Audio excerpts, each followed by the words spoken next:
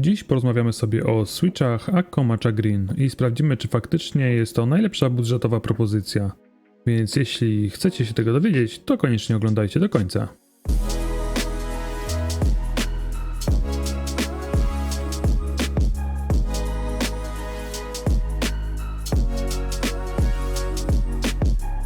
Matcha Green należał do customowej serii switchy od Akko. W pierwszej serii oprócz nich znalazły się również Rose Red i Ocean Blue. Switche różowe są zauważalnie lżejsze, natomiast niebieskie to tactile z charakterystycznym przeskokiem podczas aktywacji. Matcha Green to switche budżetowe, kosztują lekko ponad $10 za 45 sztuk i stanowią bezpośrednią konkurencję dla żółtych Gateronów, które utarły się jako jedne z najlepszych tanich switchy. Czy switche Akko zdetronizują panujące do tej pory Gaterony?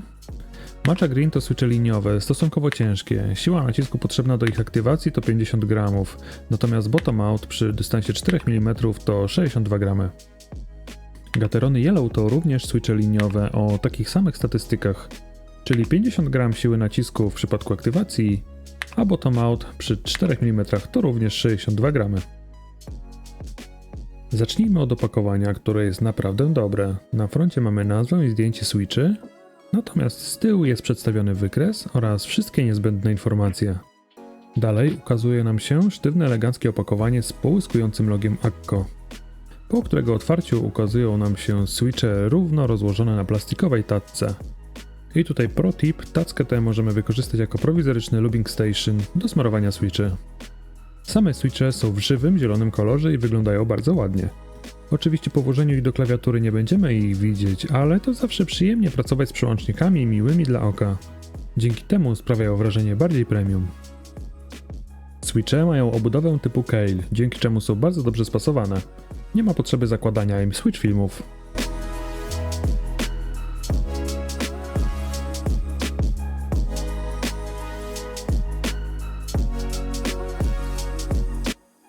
Górna część obudowy wykonana z poliwęglanu jest przeźroczysta. Dolna część z nylonu, a trzpień to POM, czyli polioksymetylen. Jeśli nie jesteście zaznajomieni z tymi nazwami i nic wam te dane nie mówią, nie przejmujcie się nimi wcale.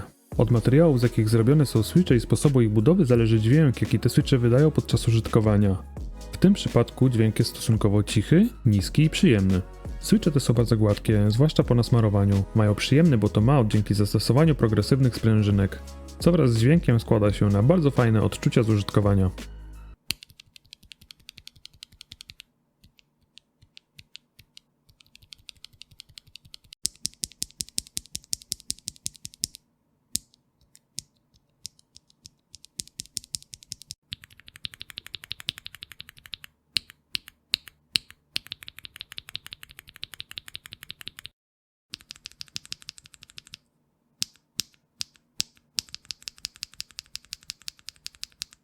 Przełączniki te są nasmarowane smarem Krytox 205G0.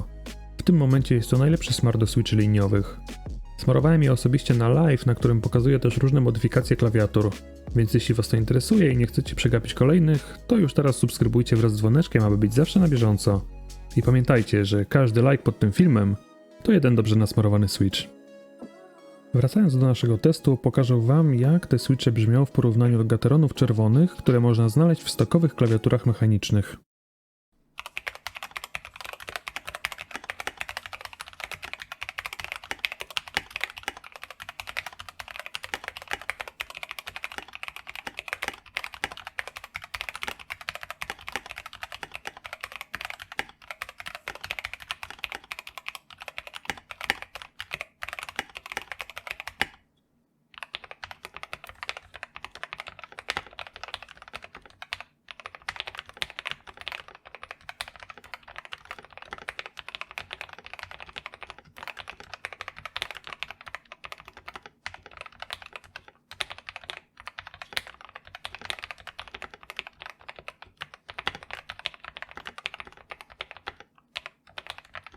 Okej, w takim razie czy polecam te switche? 100% tak. Bardzo je lubię i korzystam z nich na co dzień.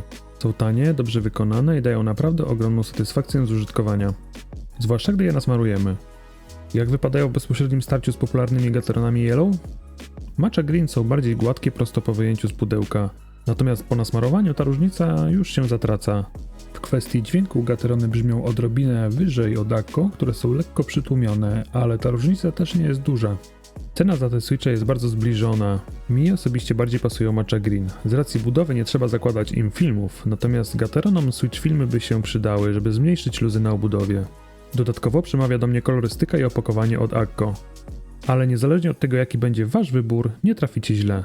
Jeśli szukacie budżetowych liniowych switchy, to zarówno Akko, Matcha Green, jak i Gaterony Yellow będą dobrym wyborem. Dajcie znać w komentarzu, czy chcecie kolejną recenzję switcha od Akko, tym razem Ocean Blue. A jeśli film wam się podobał, zostawcie łapkę w górę. Jeśli jeszcze nie subskrybujecie tego kanału, to was do tego zachęcam. Bardzo to pomoże w jego rozwoju. A ode mnie to już wszystko na dziś. Trzymajcie się. Cześć.